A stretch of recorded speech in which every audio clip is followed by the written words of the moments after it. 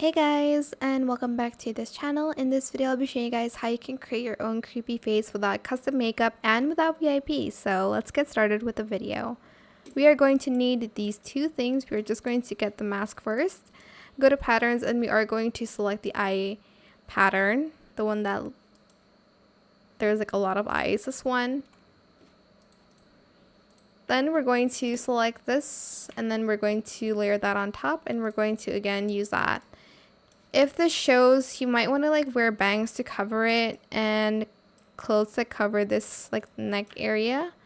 So I'm just going to go to bangs here and find the ones that cover that spot, like this one here. And yeah, that is how you can create a non-VIP, non-custom makeup creepy face.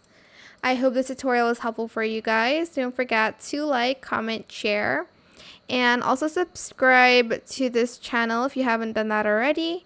If you have any more questions about this video, just leave it in the comment section down below. I will try my best to answer them all for you guys. And if you found this video helpful, please click the thanks button as well. That is it. Thank you so much for watching. Bye.